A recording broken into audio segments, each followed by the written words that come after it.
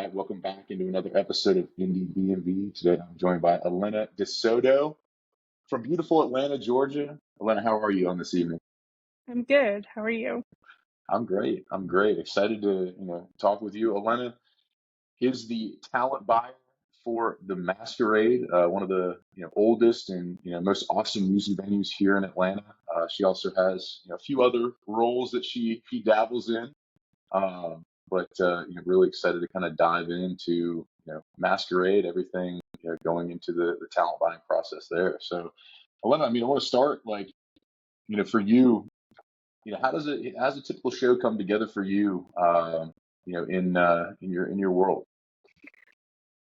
So a lot of the way it works, talent buying, in general, is agents reaching out to you about new artists that they're working with or they're excited about, and they're trying to put a tour together.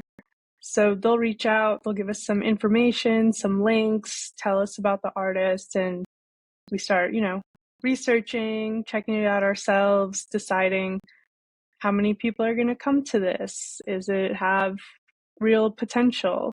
And put together an offer based on that. Little back and forth and working on a date. It's kind of how it happens. And I then love you keep doing it over and over again with a it. lot of different artists. Well, for you, like you have, for those who don't know, the Masquerade is not just one stage, but it is four stages. And so you kind of have an awesome, optionality with a lot of artists. Like, how does that play a factor, for you having, obviously hell, heaven, purgatory, and altar now, as options for different people? So yeah, we have the 250, the 300, the 625, and the 1450 caps. And then we're also doing shows all around town and other Mhm. cities and states. So when the agent reach out, they typically have something in mind, like we want to start small, or we have history with an act when they're coming through again, like this is how it did last time, or this is the size room they're doing in other markets, and things like that. So yeah, sometimes when you start small, it blows up and you move it up. Sometimes it starts big and it doesn't do so hot. And with having multiple stages, if the room is open, you can move it down. So there's a lot of flexibility in having all of the rooms, and there's a lot of opportunity for bands that keep coming back through to grow even just within the Masquerade in the building. It's so interesting. So, you know, before we had Kenny's Alley and this kind of setup, like we had the building off of, I believe North Avenue, and which, by the way, if you get in an Uber, there's still a period now where if you type in Masquerade, it will take you to North Avenue. I've correct multiple people on that. So Yeah, I and don't know bands will why. keep shipping their merch there too. It's but I've got a lot of history, so I've been to both. I only went to heaven in the first event, first iteration, so I never went down to hell or the music park or anything. So I'm only 31, so I didn't get out of college in time to go and explore that. I did go see Schoolboy Q and Andrew WK at those at the old venue. So I don't know if you booked those or not, but I had a blast. Those were my first Masquerade experiences. Yeah, those are good ones to start with. I believe I was at Andrew WK for sure. Yeah, the gentleman came on the stage with the bear costume is what I remember most vividly, and it was like nothing I'd ever seen before. And every time he comes to town, I know he'll go by it on a show with him. Yeah, sounds about right. Um, for you, like the kind of as you guys moved over, like how was the transition? Like what are the things that kind of factored into that, like when you moved over to the new venue from the old one? There was there's a lot to it.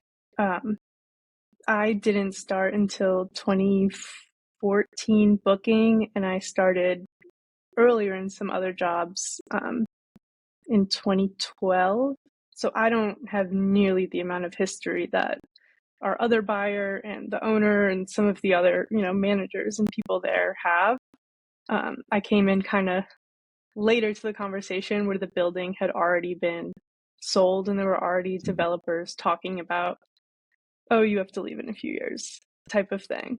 But it was always in everyone's head, like, yeah, a few years, like in the future, we're not really going to think about that or take like action on it.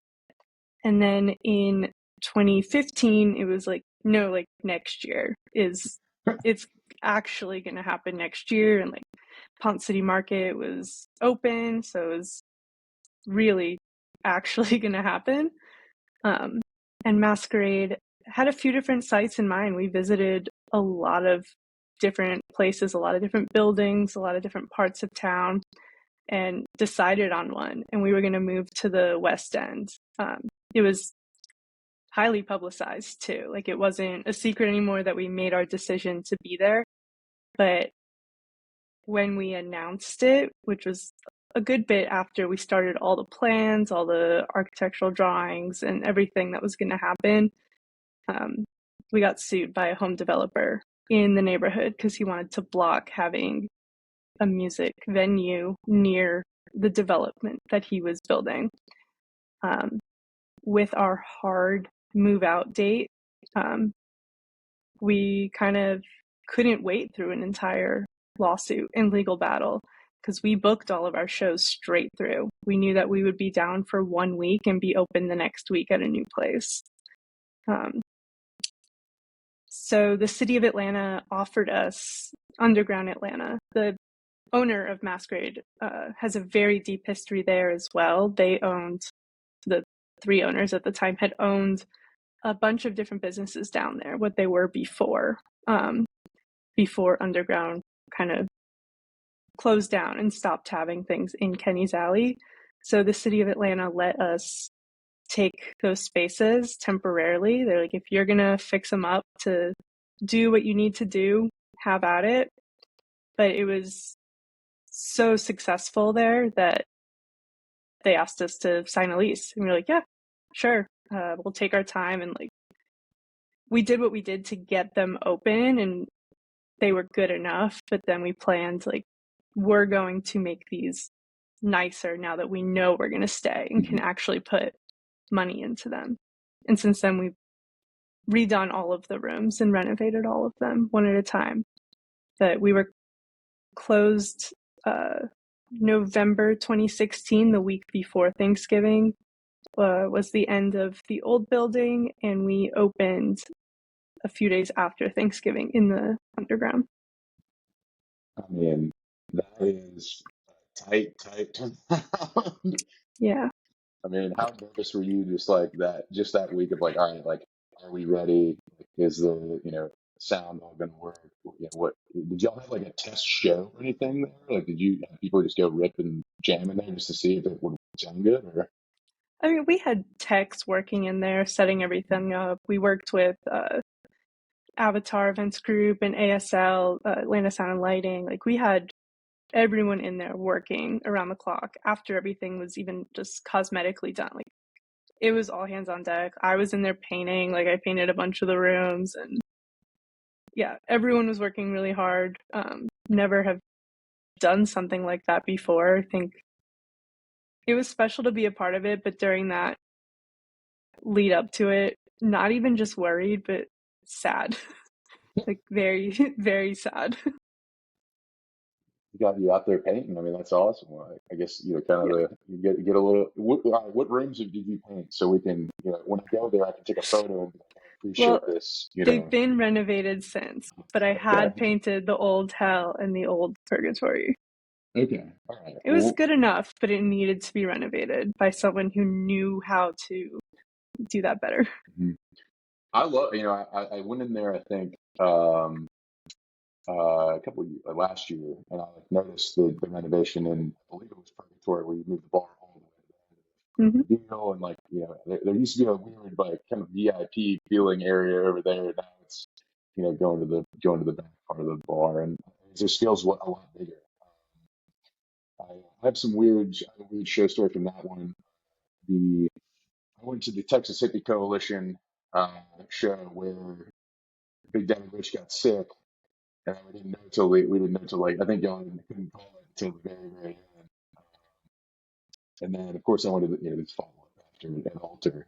It was a different experience. But that's when I first went into the new bar. And then my favorite memory, though, and I remember when the Moss played at the Masquerade, and he ripped the mic cord and hit the lady in the face. Like, I was, again, the most, I'm sure your skin is crawling talking about this, but I was there, so I gotta ask, like, what, you know, did that end up okay? Like, there was no, I mean, I know in the back of your ticket, there's, objects might fly, but what happened with Yeah, everything ended up okay. I think with Texas Hippie Coalition, we found out that they weren't going to play when you found out they weren't going to play. that? One of those, I mean, that happens pretty often. People call things right before doors for one reason or another. The Moss turned out okay. Yeah. I mean, I haven't heard anything else. We heard about it, but that was it. Yeah. So, I think Kyle, my buddy from Zero, booked that. And yeah. I texted him immediately after. I was like, hey, man, like, you might want to check in on this because this happened because he wasn't there. And Mm-hmm. he was like, oh, no, that's not good. And yeah, I never kind of got any ideas from that. But obviously odd that I go to so many random shows. The boss had been on a podcast. That's why I went to that. And so it's like Awesome. getting to go. But you kind of transition here, like you're also on the the management side of things. So you kind of have both ends of the spectrum here. So do you have to put on different hats when you're doing management stuff and you're reaching out to venues on your own, or are you like, hey, like I know what they're looking for. I'm well equipped to get people booked where I want them. So the management that I work for, small, for artists. The actual manager in charge, founder, her name is Kristen. She's awesome. And at the end of last year, she brought me on to work with her more in a tour coordinator capacity. Mhm. Because I also am a tour manager and tour a lot. So I work with one of her bands, and she brought me in to kind of do it remotely for her other bands and solve problems and keep on top of things, but as well as working with going through different things that promoters submit, like radio plans and marketing plans and different things like that, because I'm on the other end submitting them as well. Like, I'm Yeah. familiar with those, and sharing different announced timelines and things like that with the artists when I'm on the other side, sending the same announced timeline to everyone at Masquerade. And yeah, it kind of transitions and works very easily with one another, but it's just from the other perspective. Do you have one thing you like doing better? Not necessarily better. I mean, they're both a lot of heavy lifting, heavy email. I think I get to experience more new artists when I'm working on the buyer side, which is awesome. I love doing that. And also, I love when agents are presenting something to you that they're like very excited about, because it makes you excited too.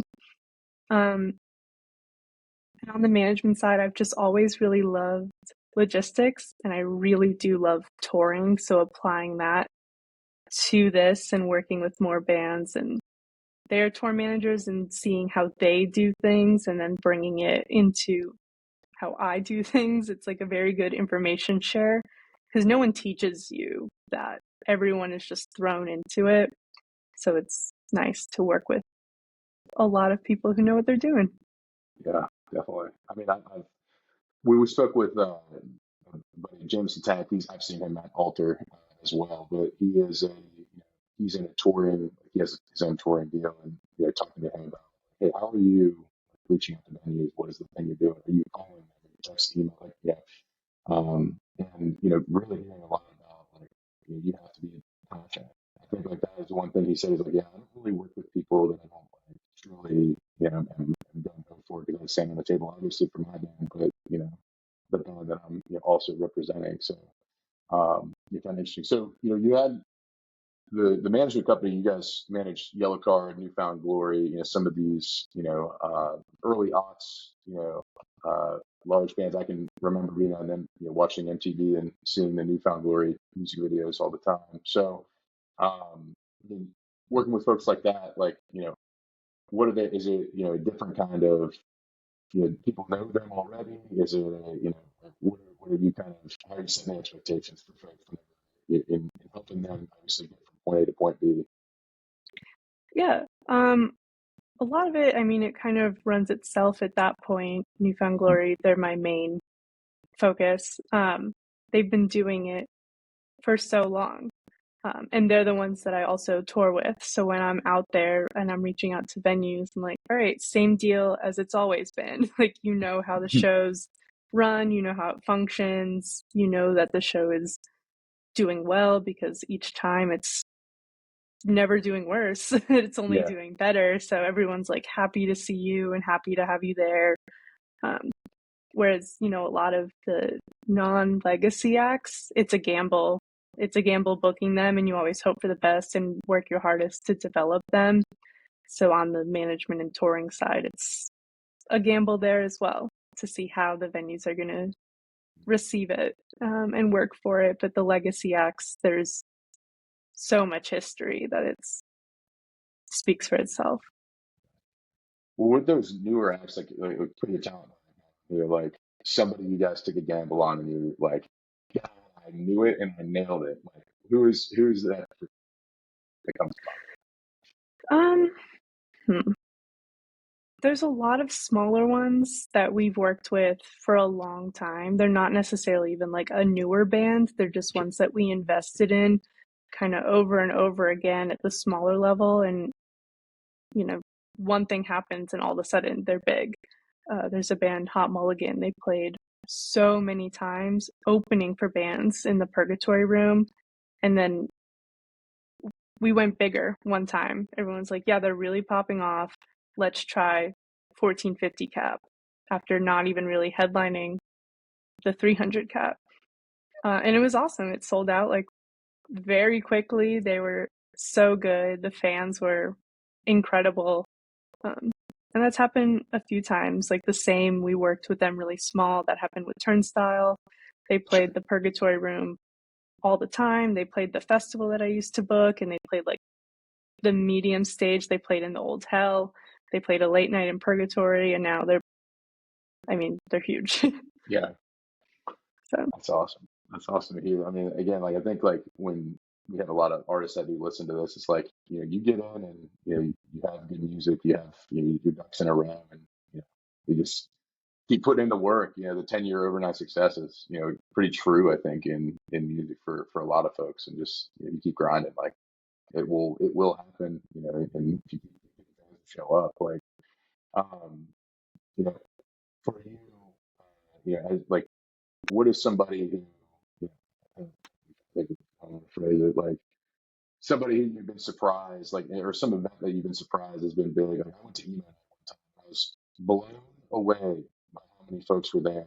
Like I never would have thought about that. And I mean, it was awesome. I had a great time, but like never would have thought that like a DJ playing this music is just gonna sell out 1450 cap. And like it was standing, like nowhere to go. yeah, emo night's definitely one of those. I mean, we did it a bunch at the old building in Hell. It was pretty full, not sold out, because it was a good time. Like you could Mhm. tell people were super into it.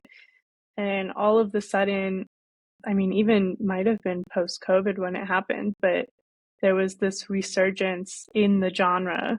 Um, the emo pop punk started being really big again, and emo night has cultivated such a good brand, and out of nowhere, like sales were pacing the same way that they always had done. And the week of, we'd sell like 1,000 tickets. Even we have emo night this weekend, and it's on track to sell another like 600 tickets in the next 2 days.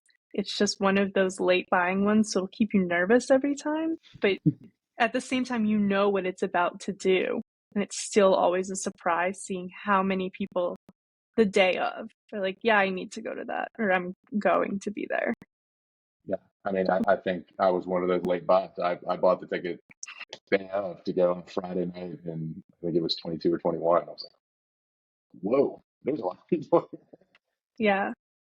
Yeah. Any DJ party is surprising when it does super well because you never know how it'll do compared to a live band. Mhm. But the way that Emo Night has cultivated their brand and made the dance party cool and like part of the culture has been sick. Speaking of like DJs, and often, I've seen it. I obviously have been in district, seen Norman Fuhr there, and like the types of that type of show. Is that something that Masquerade would ever do, or you've done in the past? Like, I know it's later at night generally, but do those people ever?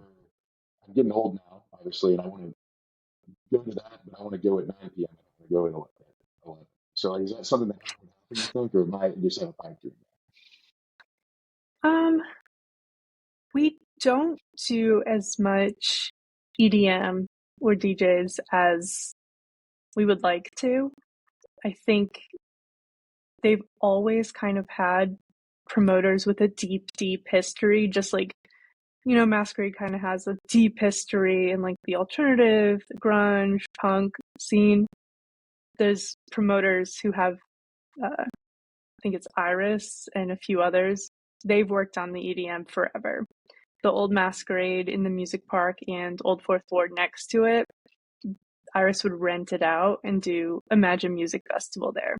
So we had the first two Imagine Music Festivals at Masquerade with the other promoters because they knew exactly what they were doing. Whereas we were like, we don't have EDM super often, so we're just going to put our faith in you guys to make this happen. And it was cool. I mean, they both did really well. It was awesome to see. It was awesome to experience that genre. Shaky Beats was also started by some of the people involved in Masquerade, and we got all of those late night shows, and those went very, very late. So I understand the want to do things at 9 p.m. instead of starting at midnight. Um, we've gotten more shows lately, working a lot with Zero Mile and a lot just branching out and doing it ourselves as well. But I think a lot of people are in the same boat as you because we do one of those themed dance parties called United We Dance, where it's just an EDM themed, starts at 9 p.m., is over at 2 a.m. type of thing. And it's been good. It's gone well. Yeah, I've experienced the shaky late night. I've gone to a few of those. Well, I went to the Thursday Incubus, then I went to the but I went to Highly Suspect at late night, and I remember that was again getting out of there at 4 a.m. is something else. That's for sure. Yeah. Um, for you, like the festival kind of part of this, and kind of putting your manager hat, you know, how difficult it is to pull something on it like that off. I know Tim Sweetwood is obviously the kind of the mastermind behind Shaky Knees, but obviously lots of prep and everything go into that. Like for you, if you guys wanted to have the Masquerade Metal Fest and do it in all the rooms, like is that something y'all have like kicked around, or like is that a Yeah. tough ask? Fun fact, I was Tim's intern. Oh, Yeah, okay, way very back cool. when. And then when Tim left is when I formally started booking for Masquerade. So thank you, Wow, Tim. very cool. Um, and when he left and Shaky left the Masquerade property, because the first one was at Masquerade, I said, I want to try. Hmm. Like, I want to do a festival. And I'm not sure if you're familiar, we did the Wrecking Ball in 2015 and in 2016. In 2015, we kind of did it as a anniversary of, God, I guess 25 years now. Um, well, maybe 26, don't tell anyone. And then we did 2016 as like a farewell um, to that location because that's when we knew like, oh, we are out in November. Yeah. So we did that in August. And that was something that me and the other buyer just picked out all of the bands, put it together. I was working really late every night in the office because trying to handle our regular calendar and regular shows, but then also putting together a festival on top of that. It's a lot. It's a lot to take on. Um, you need to have the right site, you need to have sponsors, you need to have your talent budget and negotiate different things like billing, who's going to play what stage, how long they're going to play, what kind of money they're going to get. And that's a lot of back and forth. Billing is a big thing for a lot of people. And I've seen that on the management side as well. Like, you want what your artist deserves. And on the promoter side, you're trying to make everything fit. It's like a big puzzle to make sure everything is on time, in budget, being promoted the right way, and that people are coming. It's a big one. Yeah, I can imagine. I mean, that's like thinking through like the sponsorship stuff, like you kind of think through brands that kind of fit the crowd of, all right, hey, like, we serve X beer at Masquerade. Let's go to our rep and say, hey, like we're doing a festival. Like, is it kind of you use those relationships, or is there, kind of you get to a higher level, maybe some a little bit more corporate, kind of feel? So the way that we did it, because we were just independent, we were just two people who were like, we want to try this, not even fully knowing what it would take. We had done big music park shows, but not putting together, there were close to 60 bands on each. And we were familiar with other companies, familiar with sponsors. We started by talking with our PBR rep, who was the sponsor, um, and other alcohol reps, and they were another sponsor. And we talked to like Noisy Magazine and a bunch of smaller things, but we didn't have like Live Nation, C3, AEG. They all have, it's someone's whole job to solicit sponsorships for their festivals. And we didn't have that. Like, I was sending out those emails on top of all the other emails. And I think it was probably an area that we lacked in getting all of that money, that money that we could have had, because we just Yeah, didn't have the same outreach as some of these larger corporate festivals. And that, I mean, that wasn't the demise of the festival at all. It was the moving and not having the music yeah, park and being next to Old Fourth Ward Park. We've talked for many, many years about finding a new site for it, but every time you find something, it's developed the next day. It seems like in Atlanta. yeah. So, That's tough. Well, I mean, that's awesome. Thank you for sharing. I mean, I'm fascinated by kind of the business, and because I understand, like, me going to a show, going to see Diet Sig, like I kind of get that, hey, they're making their money showing up, and then also buying merch is going to make the band money, right? mhm. Venue is going to make money on all the beers I drink. Like that's kind of it seems like the split of profit, but like going to something bigger like that, I'm always wanting to know what kind of the spread is there. Change of topics, like, for you guys, very heavy metal influence at y'all's venues. I mean, I've seen, multiple bands there. I've seen Hell Yeah there, which is one of my favorite metal bands before Vinny died, um, the drummer. And I was at Heaven. I've been to uh, the smaller venues, of course. You get the bomb mosh pit going. Is there a thing with security of like, hey, like how do you train those folks to let the mosh pit go, but also keep it contained? Like, where is where do you guys draw the line? Is there some kind of like guide there, or is that something that you trust, just to some security folk? What do you know there? We have a really great operations team. Mhm. I'm not even too super hands-on with security because they had all previously been trained by our managers, one who has been with us for God knows how long. So Yeah, he's seen it, and we've seen almost everything and been through so many different situations. When people are onboarded, they're kind of trained by our people who've been here a while and like been really good at it.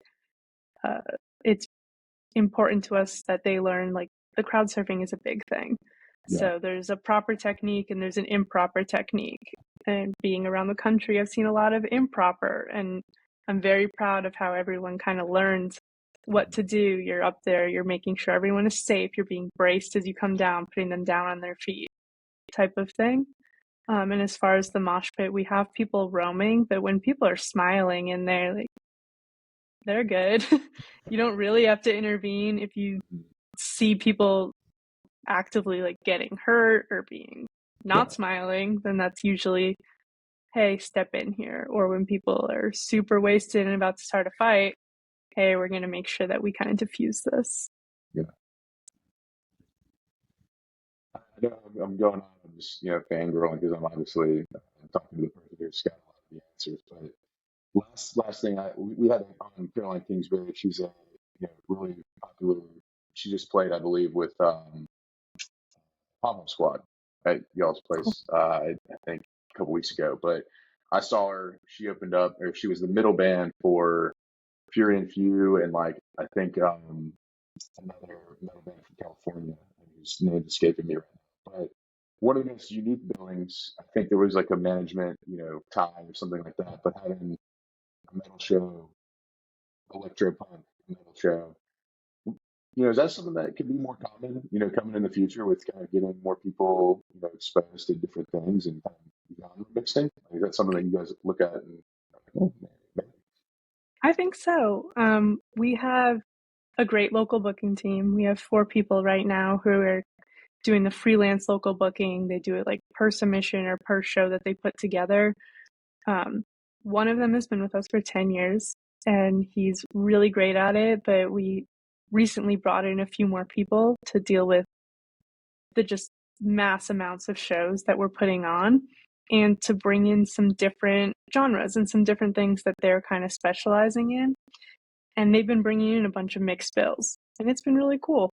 It's really cool to see kind of where their tastes lie and them working with other local bands or regional bands to see what they're open to. Mhm. We've also been doing, we have interns every semester, and we've been doing intern showcases. So each intern, there's typically 4 of them. They pick a band, the local band, and they book that band. So when you put those 4 choices together, they're not like planning with each other. It's just what they want to hear. So we had like an acoustic country girl one time and like another band who was just yelling a lot. So it's cool. It's fun. Everyone gets to see it and be exposed to it. You've got the fans of all the different genres checking something new out. Like, oh, maybe I'm into that. Maybe I'll check that out Yeah. later. We're also seeing it a lot more in kind of like the noise DJ hyperpop world. They want to be more involved with hardcore bands and vice versa. And I think that's a really cool crossover that's being explored. Same goes with hip hop and hardcore, and it's been working really well, I think. Like getting different things together. I think about when I describe the masquerade to folks. I'm like, guys, you could walk outside and smoke a cigarette, and there could be a metal show going on, a rap concert, a country concert, all in one area. Mm-hmm. I think that just makes kind of the variety awesome. The dream would be if you could go from each one, but obviously you got to be you can buy the ticket. But um, well, Elena, I'm going to get you in here to the Pete Peterson party pack of questions. We'll wrap it up with this. 20 questions right in a row. Cake or pie? Let's rip it. Pie. He's buying it up. I love it. Salad or soup? Salad. All right. Sunrise or sunset? What are you seeing more of? Sunrise, I Okay. think. Early rise. I like I just don't have windows in my office. We're underground. it. A night in or a night out? What are you having more of? Night out. Night out. When you go out and let's say you're at MJQ and your jam comes on, and we're like to hit the robot with one. Ooh, robot. But like standing in the corner awkwardly. I love it. All right. Guac or queso? Your favorite Tex-Mex stuff? Squawk. Waffles or pancakes? Pancakes. Coffee or tea with your pancakes? Coffee. Dogs or cats? Dogs. But I love both. You're more like a ninja or a pirate? Ninja. Ninja. Gatorade or Powerade? Gatorade. Gatorade. Toast or bagels? Bagels. Chips or pretzels? Chips. Fries or tots? Tots. After a long day, are you more likely to reply a TV show or a movie? TV show. TV show. Are aliens real? Yeah, for sure. Bigfoot. Is that real? I like to think so. Okay. 11%. Is that Probably. question? PPH's party pack of questions. Give us two bands that we don't know that we ought to check out. Don't know. Ooh, that makes it harder. Couple bands we Um, do know that we should, that got something new out that you love. a band that's probably not getting enough attention. They're called Downhaul. They're really cool. A little bit of a mix of like a folky Pine Grove vibe, but also a little emo. They put out a new record last year. They're really cool. Down. Yeah. Let's see. The other thing that I've been listening to is I believe it's Aya. It's AYA. It just got like a 9 on Pitchfork. Um, it's kind of a noise thing, but it's cool. It's a DJ. She's from the UK. Check it out. Pitchfork's Love it. on it, so we should all get on it. Yeah, I love it. We got Aya and we have Downhaul. Those are Elena De Soto's picks for the two bands.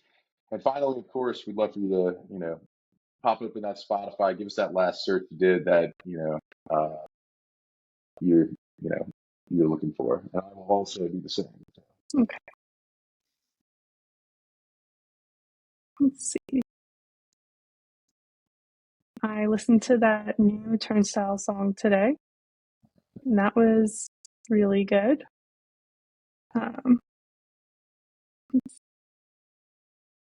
and I've also been listening to the new Pup songs. I'm really excited for their record to come out in a few weeks. I love it. I love it. It's a little turnstile, a little pop. Uh, Me personally, I've got some Wim Tapley on here. Of Wim Tapley and the Cannons, and then